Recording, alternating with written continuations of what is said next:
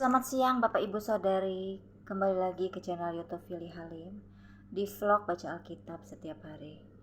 Bapak Ibu, kita akan lanjutkan bacaan kita di 1 Raja-Raja pasal 7 sampai pasal 10. Kita sebelum mulai membaca, kita doa dulu ya Bapak Ibu ya. Tuhan, terima kasih buat siang hari ini Tuhan, dan sebentar kami mau baca Alkitab. Tuhan, pimpin kami Tuhan, pimpin kami. Terima kasih Tuhan, haleluya, amin. Kita mau baca Alkitab ya Bapak Ibu.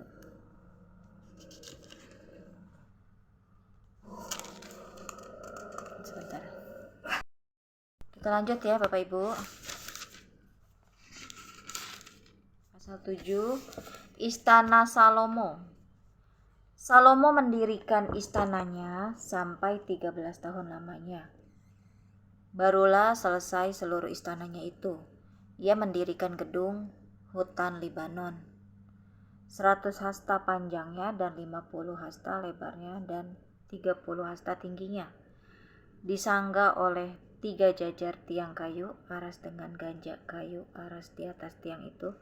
Gedung itu ditutup dari atas dengan langit-langit kayu aras. Di atas balok-balok melintang yang disangga oleh tiang-tiang itu 45 jumlahnya, yakni 15 sejajar. Ada pula 3 jajar jendela berbidai, jendela berhadapan dengan jendela 3 kali, dan semua pintu dan jendela segi 4 bangunnya, jendela berhadapan dengan jendela 3 kali. Ia membuat juga balai saka 50 hasta panjangnya dan 30 hasta lebarnya, dengan di sebelah depannya sebuah balai lagi yang bertiang dan bertangga di sebelah depannya.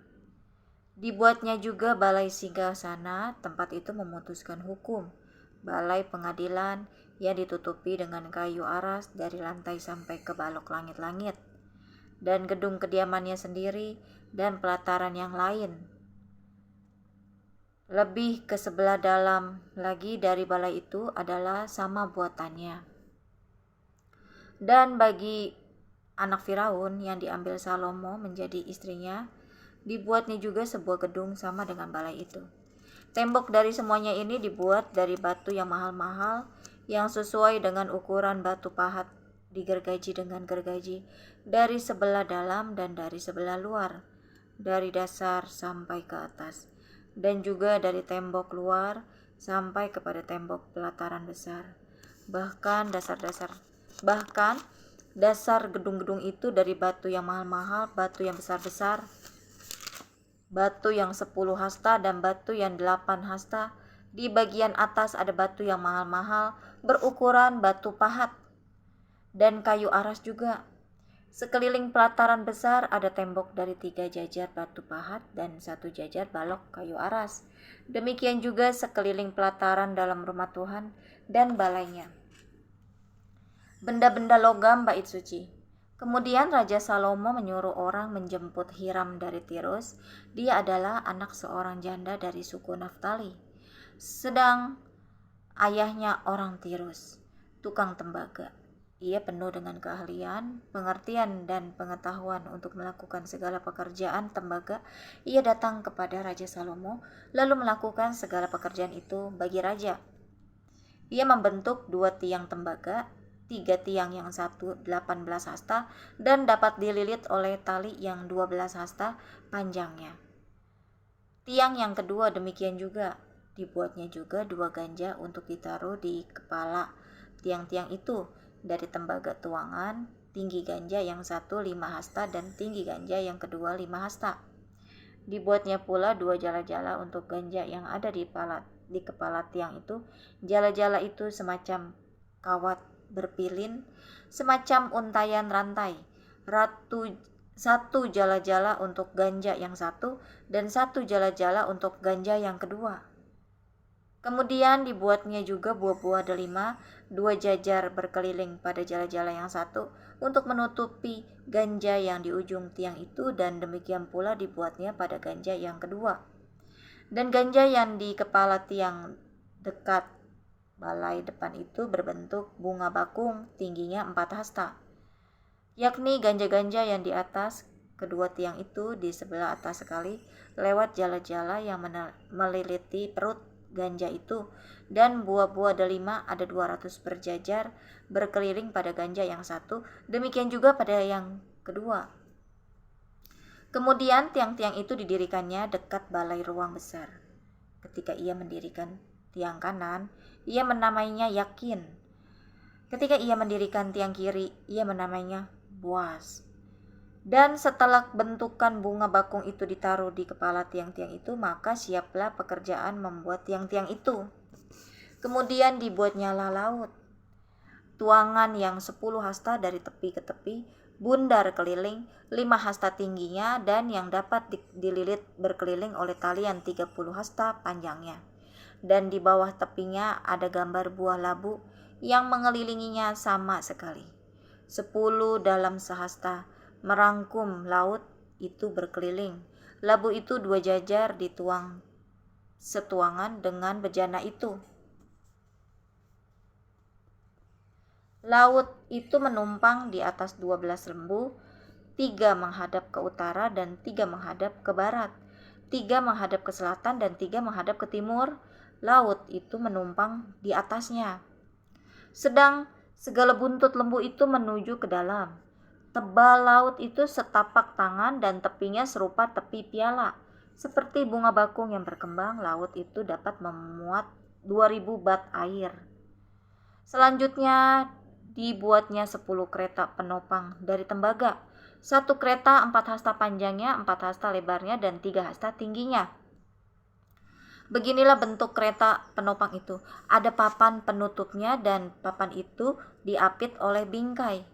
Dan pada papan penutup yang diapit oleh bingkai itu ada singa, lembu dan kerub, dan demikian juga pada bingkai itu di sebelah atas dan di sebelah bawah singa dan lembu itu ada karangan-karangan bunga yang tergantung. Pada 1 kereta penopang ada 4 roda tembaga dengan poros tembaga, dan pada keempat penjurunya ada sangga untuk menyangga bejana pembasuhan. Sangga-sangga itu dituang dan di sebelah luar setiap sangga ada karangan bunga. Dan mulut kereta penopang itu ada di sebelah dalam sangga-sangga itu, menonjol ke atas 1 hasta. Mulutnya itu bundar, buatannya sebagai tumpuan, dan dalamnya 1,5 hasta. Juga pada mulutnya itu ada ukiran. Tetapi papan-papan penutupnya 4 persegi, jadi tidak bundar. Keempat roda itu ada di bawah papan penutup, dan tangan-tangan roda itu ada pada kereta penopang itu, dan tinggi 1 roda ialah 1,5 hasta. Dan buatan roda itu seperti buatan roda kereta, tetapi tangan-tangannya, lingkarnya, jari-jarinya, dan napnya semuanya tuangan. Keempat sangga pada keempat sudut setiap kereta penopang adalah seiras dengan kereta itu, dan di sebelah atas kereta penopang itu ada leher bundar berkeliling. 1/2 hasta tingginya. Di sebelah atas kereta itu ada pula topang-topang dan papan penutup yang seiras dengan dia. Maka pada muka topang-topangnya itu dan pada papan-papan penutupnya diukirkannya lah kerub, singa, dan pohon korma, masing-masing menurut tempat yang ada, dan karangan bunga sekeliling. Demikianlah dikerjakannya ke 10 kereta penopang itu. Tuangannya sama, ukurannya sama, dan potongannya sama semuanya. Lagi pula dibuatnya 10 bejana pembasuhan dari tembaga. Setiap bejana dapat memuat 40 bat air. Setiap bejana 4 hasta besarnya, dan ada 1 bejana di atas setiap kereta dari 10 ke 10 kereta penopang itu. 5 kereta penopang ditaruhnya pada sisi kanan rumah itu dan 5 pada sisi kirinya, tetapi laut itu ditaruhnya pada sisi kanan rumah itu arah tenggara. Dan Hiram membuat juga kuali-kuali penyodok-penyodok dan bokor-bokor penyiraman. Demikianlah Hiram menyelesaikan segala pekerjaan yang harus dilakukannya bagi Raja Salomo di rumah Tuhan, yakni kedua tiang dengan kedua bulatan ganja yang di kepala tiang itu, dan kedua jala-jala yang menutup kedua bulatan ganja itu, ke 400 buah delima untuk kedua jala-jala itu, 2 jajar buah delima untuk 1 jala-jala guna menutupi kedua bulatan ganja yang di atas tiang itu. Ke-10 kereta penopang dan ke-10 bejana pembasuhan yang di atas kereta itu, laut yang satu itu dan ke-12 lembu yang di bawah laut itu, kuali-kuali, penyodok-penyodok, dan bokor-bokor penyiraman. Segala perlengkapan yang dibuat Hiram bagi Raja Salomo di rumah Tuhan itu adalah dari tembaga yang diupam. Raja menuang semuanya itu di lembah Yordan, di dalam tanah liat adalah Sukot dan Sartan. Dan Salomo membiarkan segala perlengkapan itu tidak ditimbang karena jumlahnya yang amat besar. Berat tembaga itu tidaklah terhitung. Salomo membuat juga segala perlengkapan yang ada di dalam rumah Tuhan, yakni mezbah emas dan meja emas, tempat menaruh roti sajian, kandil-kandil dari emas murni, 5 di sebelah kanan dan 5 di sebelah kiri di depan ruang belakang. Kembang-kembangnya, lampu-lampunya, dan sepit-sepitnya dari emas, pasu-pasunya, pisau-pisaunya, bokor-bokor penyiramannya, cawan-cawannya, dan perbaraan-perbaraannya dari emas murni, engsel-engsel untuk pintu ruang dalam, yakni 4 maha kudus, dan engsel-engsel untuk pintu ruang besar, bait suci dari emas. Maka genaplah segala pekerjaan yang dilakukan Salomo di rumah Tuhan itu. Kemudian Salomo memasukkan barang-barang kudus Daud ayahnya dan menaruh perak, emas, dan barang-barang itu dalam perbendaharaan rumah Tuhan. Pasal 8, pentahbisan bait suci ya. Tabut perjanjian dipindahkan dan kemuliaan Tuhan memenuhi bait suci. Pada waktu itu Raja Salomo menyuruh para tua-tua Israel dan semua kepala suku, yakni para pemimpin puak orang Israel, berkumpul di hadapannya di Yerusalem untuk mengangkut tabut perjanjian Tuhan dari kota Daud, yaitu Sion. Maka pada hari raya di bulan Etanim, yakni bulan ke-7, berkumpullah di hadapan Raja Salomo semua orang Israel. Setelah semua tua-tua Israel datang, maka imam-imam mengangkat tabut itu. Mereka mengangkut tabut Tuhan dan kemah pertemuan dan segala barang kudus yang ada dalam kemah itu. Semuanya itu diangkut oleh imam-imam dan orang-orang Lewi. Tetapi Raja Salomo dan segenap umat Israel yang sudah berkumpul di hadapannya berdiri bersama-sama dengan dia di depan tabut itu dan mempersembahkan kambing domba dan lembu sapi yang tidak terhitung dan tidak terbilang banyaknya.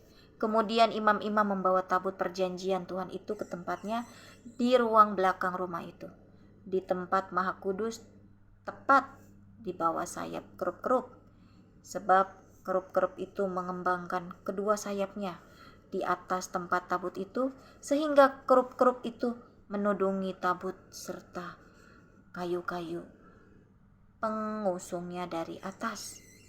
Kayu-kayu pengusung itu demikian panjangnya, sehingga ujungnya kelihatan dari tempat kudus yang di depan ruang belakang itu, tetapi tidak kelihatan dari luar. Dan disitulah tempatnya sampai hari ini. Dalam tabut itu tidak ada apa-apa selain dari kedua loh batu yang diletakkan Musa ke dalamnya di Gunung Horeb, yakni loh-loh batu bertuliskan perjanjian yang diadakan Tuhan dengan orang Israel pada waktu perjalanan mereka keluar dari tanah Mesir. Ketika imam-imam keluar dari tempat kudus, datanglah awan memenuhi rumah Tuhan, sehingga imam-imam tidak tahan berdiri untuk menyelenggarakan kebaktian oleh karena awan itu, sebab kemuliaan Tuhan memenuhi rumah Tuhan. Pada waktu itu berkatalah Salomo, Tuhan telah menetapkan matahari di langit, tetapi ia memutuskan untuk diam dalam kekelaman. Sekarang aku telah mendirikan rumah kediaman bagimu, tempat engkau menetap selama-lamanya. Tuhan menepati janjinya kepada Daud. Kemudian berpalinglah raja, lalu memberkati seluruh jemaah Israel. Sedang segenap jemaah Israel berdiri. Ia berkata, terpujilah Tuhan Allah Israel yang telah menyelesaikan dengan tangannya apa yang difirmankannya dengan mulutnya kepada Daud. ayahku demikian. Sejak aku membawa umatku Israel keluar dari Mesir, tidak ada kota yang kupilih di antara segala suku Israel untuk mendirikan rumah di sana sebagai tempat kediaman namaku. Tetapi aku telah memilih Daud untuk berkuasa atas umatku Israel. Lalu raja melanjutkan, ketika Daud ayahku bermaksud mendirikan rumah untuk nama Tuhan Allah Israel, berfirmanlah Tuhan kepadanya, engkau bermaksud mendirikan rumah untuk namaku, dan maksudmu itu memanglah baik. Saya ulang lagi ya, dan maksudmu itu memanglah baik. Hanya bukanlah engkau yang akan mendirikan rumah itu, melainkan anak kandungmu yang akan lahir kelak. Dialah yang akan mendirikan rumah itu untuk namaku. Jadi Tuhan telah menepati janji yang telah diucapkannya. Aku telah bangkit menggantikan Daud ayahku dan telah duduk di atas tahta kerajaan Israel. Seperti yang difirmankan Tuhan, aku telah mendirikan rumah ini untuk nama Tuhan Allah Israel. Dan telah menyediakan di sana tempat untuk tabut yang memuat perjanjian yang telah diadakan Tuhan dengan nenek moyang kita ketika mereka dibawanya keluar dari tanah Mesir. Doa Salomo.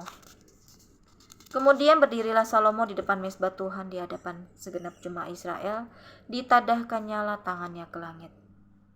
Lalu berkata, ya Tuhan Allah Israel, tidak ada Allah seperti Engkau di langit di atas dan di bumi di bawah. Engkau yang memelihara perjanjian dan kasih setia kepada hamba-hambamu yang dengan segenap hatinya hidup di hadapanmu. Engkau yang tetap berpegang pada janjimu terhadap hambamu Daud ayahku, dan yang telah menggenapi dengan tanganmu apa yang kau firmankan dengan mulutmu, seperti yang terjadi pada hari ini. Maka sekarang ya Tuhan Allah Israel, peliharalah apa yang kau janjikan kepada hamba-hambamu Daud ayahku. Dengan berkata keturunanmu takkan terputus di hadapanku, dan tetap akan duduk di atas tahta kerajaan Israel, asal anak-anakmu tetap hidup di hadapanku, sama seperti engkau hidup di hadapanku. Maka sekarang ya Allah Israel, biarlah kiranya menjadi nyata keteguhan janji yang telah kau ucapkan kepada hambamu Daud ayahku. Tetapi benarkah Allah hendak diam di atas bumi? Sesungguhnya langit, bahkan langit yang mengatasi langit pun tidak dapat memuat engkau, terlebih lagi rumah yang kudirikan ini. Maka berpalinglah kepada doa dan permohonan hambamu ini ya Tuhan Allahku. Dengarkanlah seruan dan doa yang hambamu panjatkan di hadapanmu pada hari ini.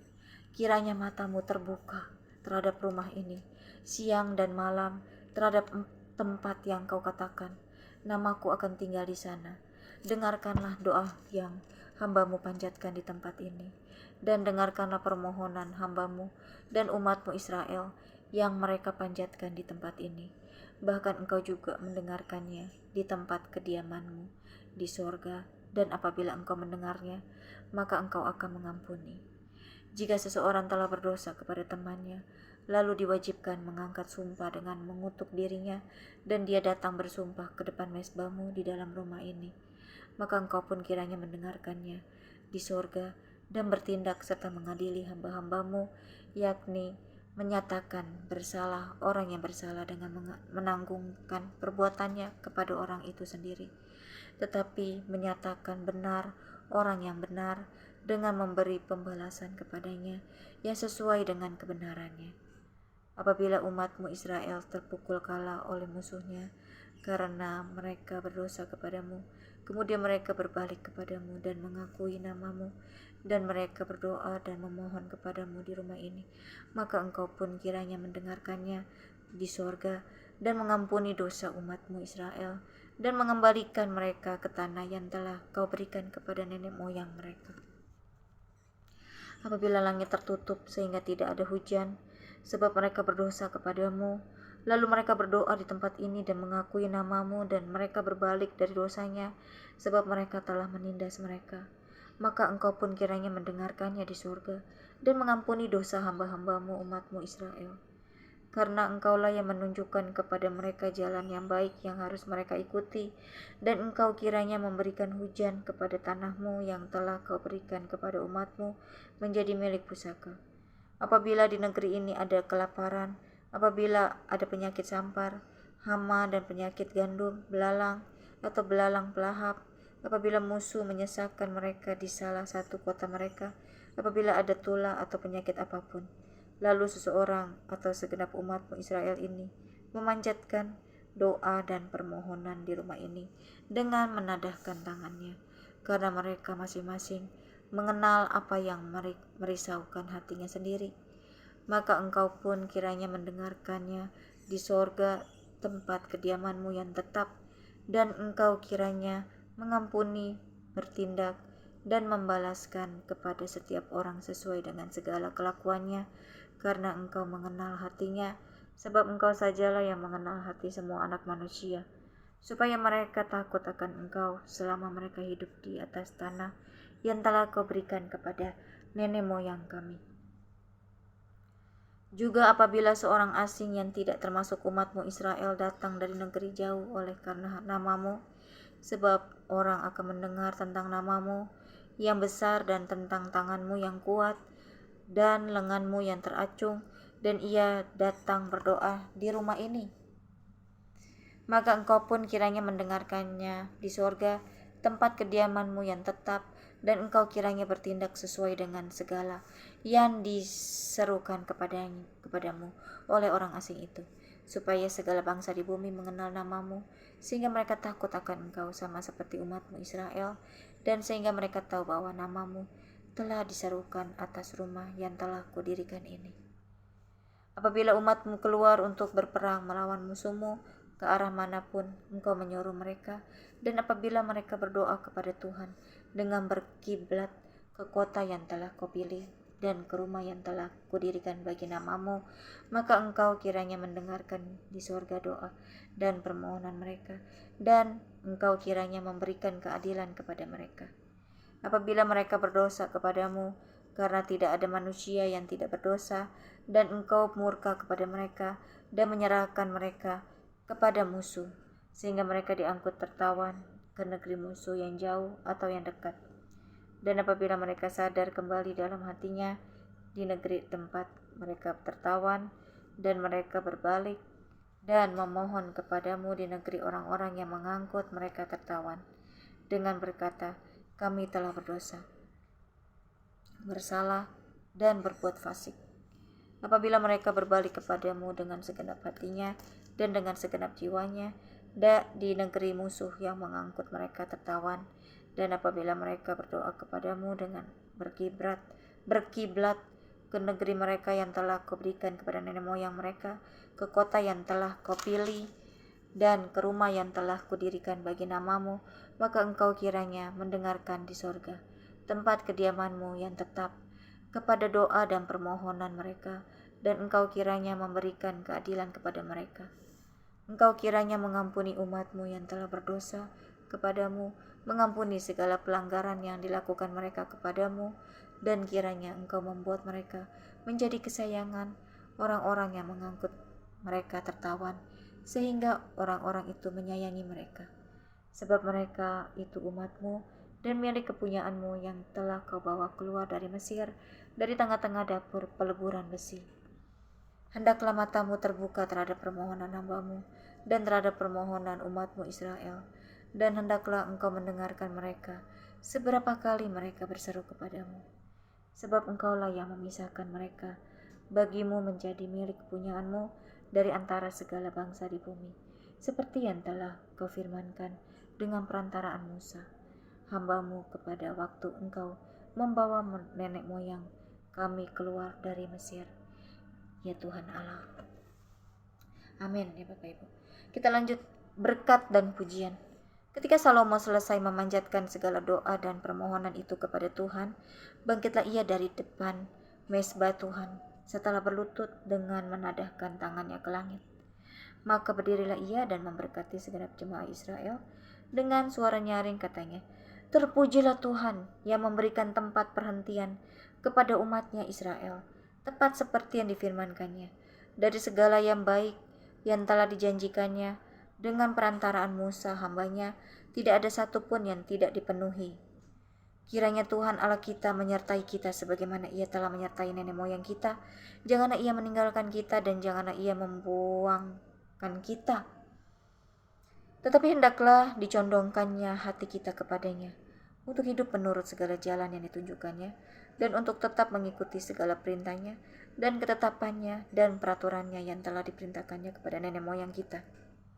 Hendaklah perkataan yang telah kupohonkan tadi di hadapan Tuhan, dekat pada Tuhan Allah kita siang dan malam, supaya ia memberikan keadilan kepada hambanya dan kepada umatnya Israel menurut yang perlu pada setiap hari, supaya segala bangsa di bumi tahu bahwa Tuhanlah Allah dan tidak ada yang lain. Dan hendaklah kamu berpaut kepada Tuhan Allah kita dengan sepenuh hatimu dan dengan sehidup menurut segala ketetapannya dan dengan tetap mengikuti segala perintahnya seperti pada hari ini. Korban pentahbisan dan perayaan. Lalu raja bersama-sama segenap Israel mempersembahkan korban sembelihan di hadapan Tuhan. Sebagai korban keselamatannya kepada Tuhan, Salomo mempersembahkan 22.000 ekor lembu sapi dan 120.000 ekor kambing domba. Demikianlah raja dan segenap Israel mentahbiskan rumah Tuhan itu. Pada hari itu juga raja menguduskan pertengahan pelataran yang di depan rumah Tuhan, sebab disitulah ia mempersembahkan korban bakaran, korban sajian, dan segala lemak korban keselamatan, sebab mezbah tembaga yang di hadapan Tuhan itu terlalu kecil untuk memuat korban bakaran dan korban sajian dan segala lemak korban keselamatan itu. Lalu Salomo mengadakan perayaan pada waktu itu juga di hadapan Tuhan Allah kita selama 7 hari bersama-sama dengan seluruh Israel. Suatu jemaah yang besar dari jalan masuk ke Hamat sampai sungai Mesir. Pada hari yang ke-8 disuruhnya bangsa itu pergi, maka mereka memohon berkat untuk raja, lalu pulang ke kemah mereka sambil bersukacita dan bergembira atas segala kebaikan yang telah dilakukan Tuhan kepada Daud, hambanya, dan kepada orang Israel, umatnya. Pasal 9, Tuhan menampakkan diri kepada Salomo untuk kedua kalinya. Ketika Salomo selesai mendirikan rumah Tuhan dan istana raja dan membuat segala yang diinginkannya, maka Tuhan menampakkan diri kepada Salomo untuk kedua kalinya seperti ia sudah menampakkan diri kepadanya di Gibeon.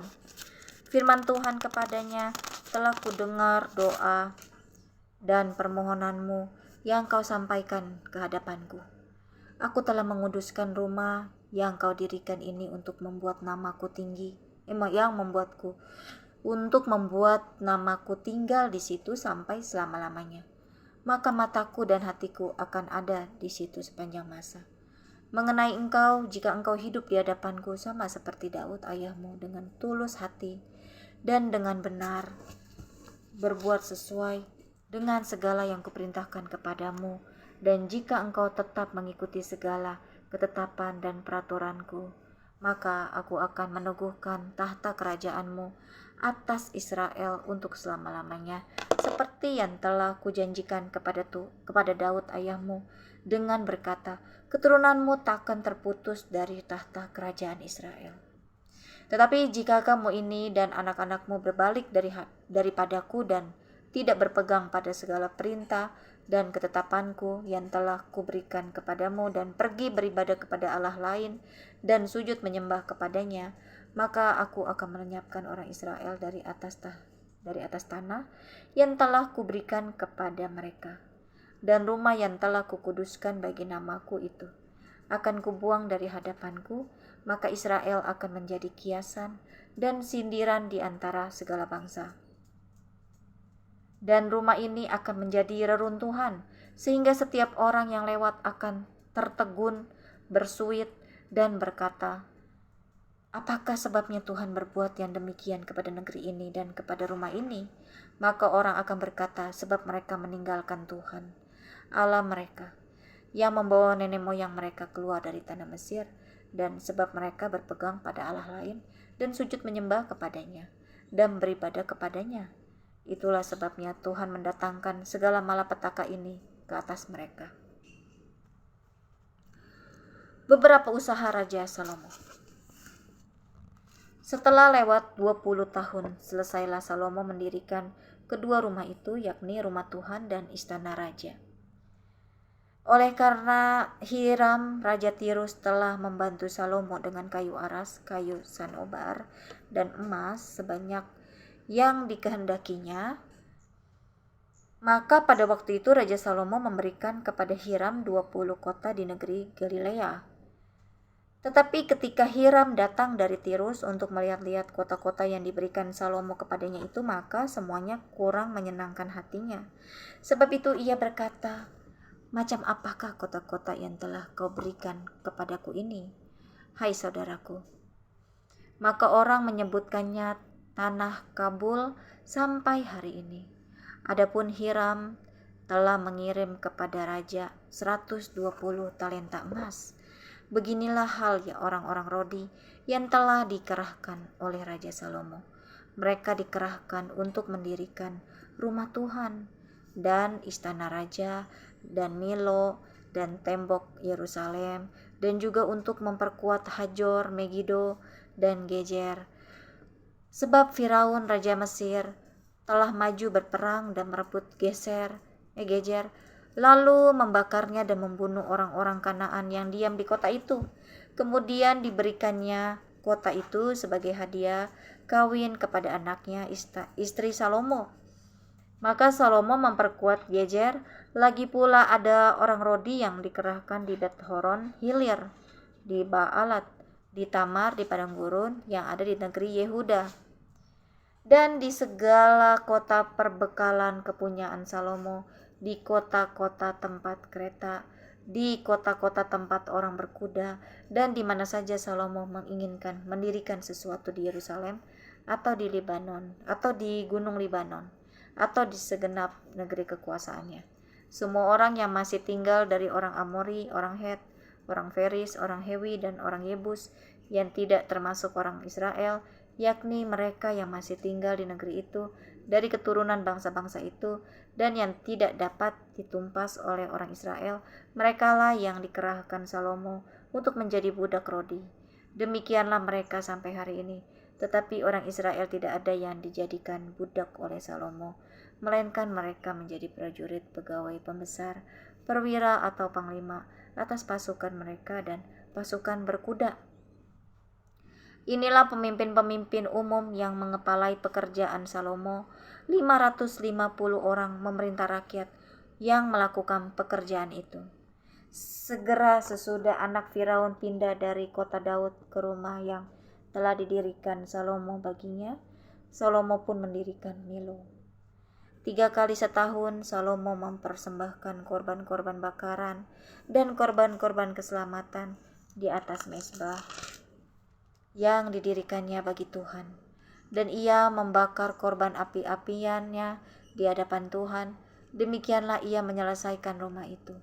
Raja Salomo membuat juga kapal-kapal di Ejion Geber yang ada di dekat Elot, di tepi laut Teberau, di tanah Edom. Dengan kapal-kapal itu Hiram mengirim anak buahnya, yaitu anak-anak kapal yang tahu tentang laut, menyertai anak buah Salomo. Mereka sampai ke Ofir, dan dari sana mereka mengambil 420 talenta emas yang mereka bawa kepada Raja Salomo. Kita sudah selesai bacaan kita sampai pasal 9 ya Bapak Ibu ya, bukan sampai pasal 10. Kita akan tutup dalam doa ya.